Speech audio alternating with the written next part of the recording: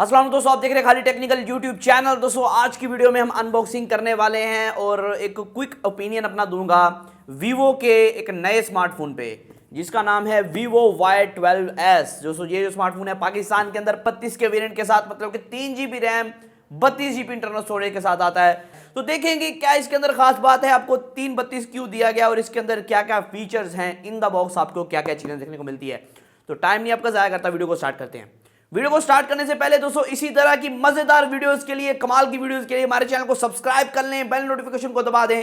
और दोस्तों मुझे एक बात जरूर बताइएगा कि ये वीडियो आपको कैसी लग रही है, वीडियो क्वालिटी ठीक आ रही है कि नहीं आ रही, कमेंट्स के अंदर बताइएगा। और ये फोन आपको कैसा लगा, जो भी आपके ओपिनियंस हैं, सीधे हैं पूठे हैं, वो आप कमेंट्स के अंदर बताएं मुझे। तो दोस्तों यहाँ अनबॉक्सिंग स्टार्ट कर लेते हैं। आप देख सकते हैं ये जो है Y12s का बॉक्स है, सामने की तरफ 3 GB 32 GB मेंशन है, अगर कैमरा सही से फोकस कर पाए आप देख सकते हैं। और बैक की तरफ स्पेसिफिकेशन की बात करें, 5000 mAh की बैटरी मेंशन है, fingerprint scanner side mounted mention है, AI डुअल कैमरा, मतलब कि बैक की तरफ मेरे ख्याल में डुअल कैमरा होने वाला है। और हमारे पास जो कलर है वो ब्लू कलर है, जिसे ग्लेशियर ब्लू कहा गया है वीवो की तरफ से। टाइम ज़ाया नहीं करते, इसे ओपन कर लेते हैं। और ओपन करने के बाद वीवो का मेन वही बॉक्स देखने को मिलता है जो कि ब्लू और वाइट टोन के अंदर आपको देखने को मिलता है हर फ़ोन के अंदर।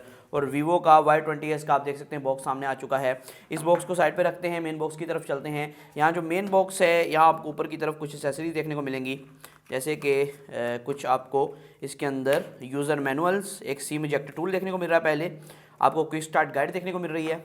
और यहाँ दोस्तों आपको important information and warranty information देखने को मिल रही है।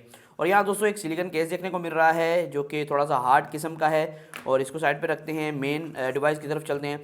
तो डिवाइस जो है Y20s जैसा ही डिज़ाइन मुझे लग रहा है, Y20s जो था और Y20 था उसके जैसे डिज़ाइन देखने को मिल रहा है। यहाँ कुछ IMEI स्टिकर्स हैं, एक आपको यहाँ एक चार्जिंग केबल देखने को मिलती है मेरे ख्याल में, जो कि माइक्रो USB है। जी हाँ दोस्तों, ये एक माइक्रो USB केबल है। और यहाँ दोस्तों मेन आपको एक चार्जर देखने को मिलता है। इसकी अगर रेटिंग की बात कर लें दोस्तों, ये 10 वाट का चार्जर है, अगर कैमरा सही से फोकस कर पाए ये 10 वाट का आपको इस फ़ोन के साथ चार्जर देखने को मिलता है। तो इसे भी साइड पे रख लेते हैं और मेन इसकी तरफ चलते हैं, क्योंकि ये तो हो चुका है खाली। तो मेन डिवाइस की तरफ चलते हैं। मेन डिवाइस जो है मुझे काफ़ी इंटरेस्टिंग लग रही है, तो इसे ओपन कर लेते हैं यहाँ से।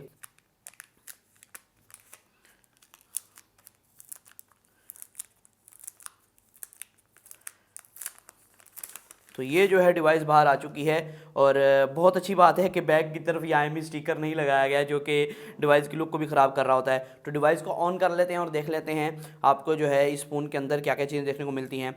तो पहले मैं आपको कुछ ओवरव्यू देता चलूँ दोस्तों। राइट साइड के ऊपर आपको एक फिंगरप्रिंट स्कैनर देखने को मिलता है जो साइड माउंटेड है, और साथ में वॉल्यूम रॉकर्स देखने को मिलते हैं। अगर बैक की बात करें दोस्तों, बैक की तरफ आपको जो है ट्रिपल कैमरा नहीं है, दोस्तों डुअल कैमरा है, नीचे बस निशान है, वहाँ कैमरा नहीं है। डुअल कैमरा बैक की तरफ देखने को मिलता है, साथ में एक फ्लैश देखने को मिलता है।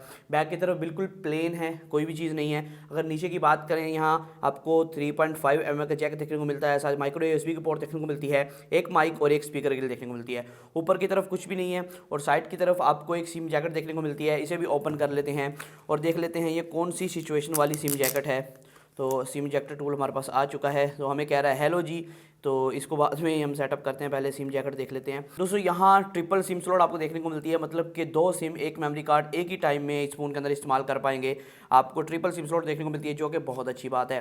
तो जो है इसे मैं सेटअप कर लेता हूँ। दोस्तों फ़ोन जो है वो सेटअप हो चुका है, आप देख सकते हैं। यहाँ तकरीबन मैं कुछ पिछले फ़ोन में भी मेंशन करना चाहता था कि थोड़ा सा UI ना इसका इन्फिनिक्स के मेल खा रहा है, मतलब कि इन्फिनिक्स से मेल खा रहा है, और थोड़ा सा एंड्रॉयड प्योर से मेल खा रहा है, जैसे कि आपको पिक्सल के अंदर देखने को मिलता है। लेकिन यहाँ इन्फिनिक्स के कुछ कलर्स का इस्तेमाल करते हुए या मुझे लग रहा है थोड़ा सा कि इन्फिनिक्स के जो बैकग्राउंड या वॉलपेपर कलर्स होते हैं उसी तरह के आजकल इसके अंदर कलर्स देखने को मिलते हैं। तो थोड़ा सा OS कह सकते हैं इन्फिनिक्स जैसा है, बाकी जो है ओके है, कोई मसला नहीं है। इसके अंदर डोल्बी अल्ट्रा गेमिंग मोड है एक, और उसके साथ कुछ और मोड्स हैं। इसके अंदर डार्क मोड भी ज़रूर ज़रूर होगा। जी हाँ दोस्तों, यह डार्क थीम मोड भी है। तो लेकिन फ़िलहाल हम जो है इसकी सेटिंग ओपन कर लेते हैं और देख लेते हैं सेटिंग के अंदर आपको क्या क्या चीज़ें देखने को मिलती हैं। तो इसकी सेटिंग ये आ चुकी है और मेरे ख्याल में एंड्रॉयड 10 पे ये डिवाइस जो है वर्क कर रही होगी। तो जी हाँ दोस्तों, ये जो डिवाइस है वो एंड्रॉयड 10 पे ही वर्क कर रही है। एंड्रॉयड 10 इसके अंदर देखने को मिल रहा है आपको आउट ऑफ द बॉक्स। और उसके अलावा दोस्तों अगर मज़ीद स्पेसिफिकेशन की बात करें, इसके अंदर आपको यहाँ स्पेसिफिकेशन लिखी होगी 3 GB की रैम 32 GB की इंटरनल स्टोरेज है और साथ साथ 2.3 GHz का ऑक्टा कोर प्रोसेसर देखने को मिल रहा है। और इसकी और भी कोई मतलब कि स्पेसिफिकेशन नहीं है। अगर हम कैमरा की बात करें और फिंगरप्रिंट स्कैनर की, आप देख सकते हैं फिंगरप्रिंट स्कैनर काफ़ी ज़्यादा फास्ट वर्क कर रहा है। ये हमने खोला और ये काफ़ी ज़्यादा फास्ट वर्क कर रहा है फिंगरप्रिंट स्कैनर। फेस अनलॉक की बात करें तो फेस अनलॉक भी काफ़ी फास्ट है, आप देख सकते हैं। अगर मैं ये देखें फेस अनलॉक फ़ौरन खुल रहा है, फेस अनलॉक फ़ौरन खुल रहा है। फेस अनलॉक भी काफ़ी ज़्यादा फास्ट आपको देखने को मिल रहा है।